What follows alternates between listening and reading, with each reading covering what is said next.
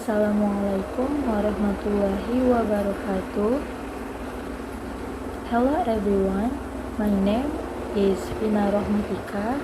I'm from class F.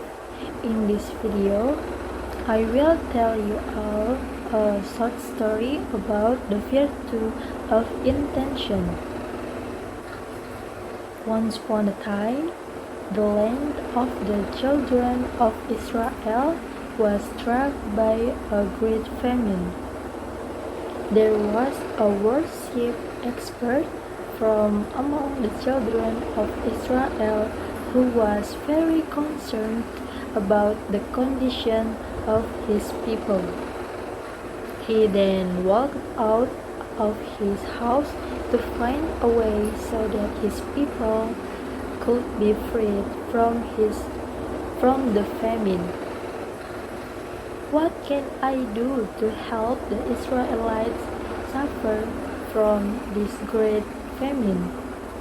I myself no possessions to help hungry people, murmured the worship expert as he continued walking down the street.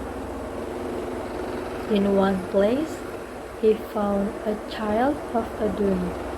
He suddenly thought, suppose I wear flour as big as that dun boy. Of course, I can satisfy the children of Israel from this. When Allah heard the intention of the worship expert, then Allah conveyed revelation to the prophet who lived during the worship expert. Tell him that Allah has set a reward for him if he gave charity equal to the child of the dun. It turns out that his good intention have earned the pleasure of Allah subhanahu wa ta'ala, even though he himself has not carried out his good intentions. The end. According historical hadith by Bukhari Muslim, indeed every deed depends on the intention, and verily everyone will be repaid according to his intention. I think it's enough from me. I apologize if there are wrong words from me. Thank you so much for watching this video. Wassalamualaikum warahmatullahi wabarakatuh.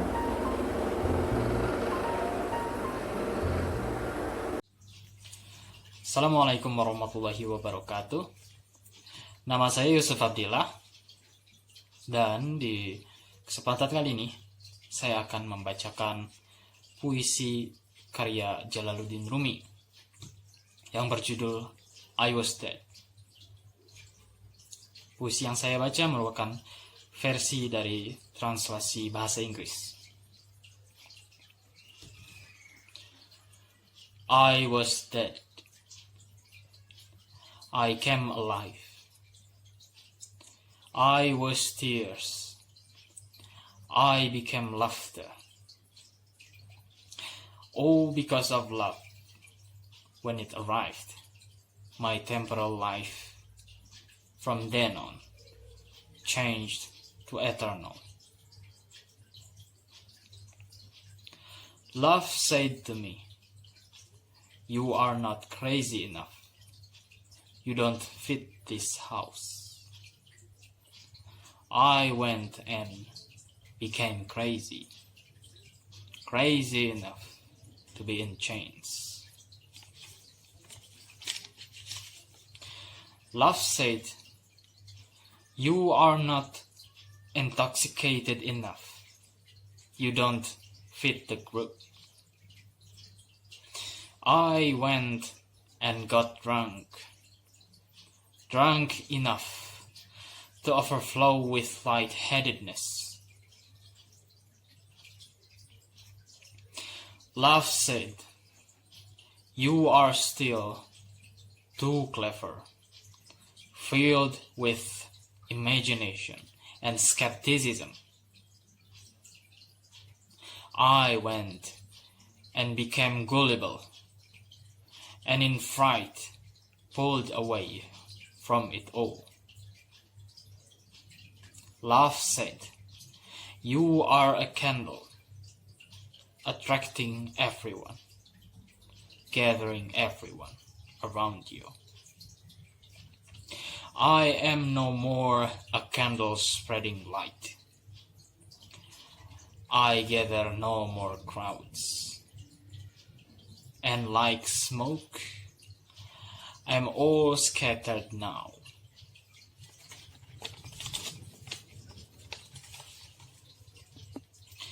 Love said, "You already have your own wings. I will not give you more feathers." And then my heart pulled itself apart and filled to the brim with a new light, overflowed with fresh life.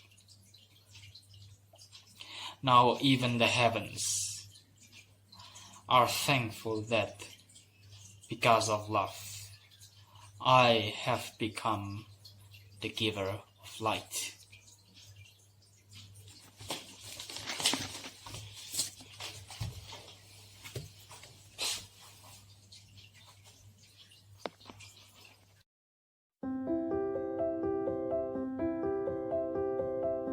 Ada seorang pemuda bermimpi menikahi anak gadis hakim istana. Pemuda itu bermimpi memberikan seluruh hartanya sebagai mahar. Hakim yang mengetahui hal itu, dia pun pergi ke rumah pemuda itu. "Benarkah kau bermimpi menikah dengan putriku?" tanya hakim. "Ya, benar. Bahkan aku bermimpi memberikan semua hartaku sebagai maharnya," balas pemuda itu. "Aku kesini untuk mengambil mahar itu. Sekarang kau pergilah dari rumah ini," usir sang hakim. Pemuda itu sangat sedih. Dia tak bisa melawan seorang hakim. Pemuda itu kini menjadi seorang gelandangan. Dia pun akhirnya pergi ke rumah Abu Nawas untuk meminta nasihat.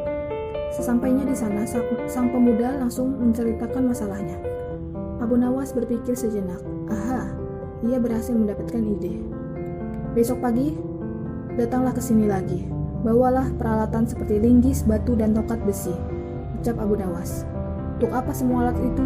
tanya pemuda itu. "Kau akan tahu besok pagi. Ajaklah semua temanmu juga." Pemuda itu pun mengangguk setuju. Keesokan harinya, pemuda itu datang lagi bersama dengan teman-temannya. Mereka membawa peralatan yang diminta oleh Abu Nawas. "Apa yang harus kami lakukan dengan peralatan ini?" tanya pemuda itu. "Semua pergilah ke rumah hakim istana. Hancurkan rumahnya sampai tak ada yang sisa," ucap Abu Nawas. "Tapi bagaimana jika hakim istana marah? Katakan aku yang menyuruh kalian menghancurkan rumahnya." Mereka pun pergi ke rumah hakim istana. Tanpa banyak bicara, mereka langsung menghancurkan rumah hakim istana. Hakim yang sedang tertidur pun bangun. Ia baru menyadari bahwa sebagian rumahnya sudah hancur. "Hei, apa yang kalian lakukan dengan rumahku?" teriak hakim istana. "Kami sedang menghancurkan rumahmu. Apa kau tak melihatnya?" balas pemuda itu. "Kalian bisa saya hukum. Siapa yang menyuruh kalian melakukan ini?" Pemuda itu lalu memberitahu si hakim bahwa yang menyuruh mereka adalah Abu Nawas. Sang hakim pun ke istana untuk menemui raja. Sesampainya di istana, si hakim menyampaikan apa yang terjadi dengannya kepada raja. "Cepat panggil Abu Nawas ke sini," perintah raja. "Hei Abu Nawas, apa benar kau yang menyuruh para pemuda itu untuk merusak rumah hakim istana?" tanya raja kepada Abu Nawas. "Benar raja, semalam aku bermimpi bahwa hakim istana memintaku untuk menghancurkan rumahnya. Ia berkata hendak membangun rumah baru yang lebih megah," jawab Abu Nawas tenang. Raja heran mendengar jawaban Abu Nawas. Mimpi adalah bunga tidur, tapi kenapa dia melaksanakannya dalam kehidupan nyata? "Bukankah hakim istana yang membuat peraturan seperti itu?" ucap Abu Nawas. Dia lalu menyampaikan apa yang telah dilakukan hakim istana kepada si pemuda. Hakim istana telah merampas semua harta si pemuda. karena pemuda itu bermimpi memberikan mahar untuk menikah dengan anak hakim istana. Raja lalu memanggil pemuda itu untuk menanyakan kebenarannya. Semua yang dikatakan Abu Nawas benar, Raja. Aku kehilangan semua hartaku, karena itu kini aku menjadi seorang gelandangan. Hakim istana terlihat pucat. Ia ketakutan dan kemudian mengakui perbuatannya. Raja pun memecat hakim istana. Harta pemuda itu akhirnya kembali. Abu Nawas sangat senang karena bisa menolong orang yang kesulitan.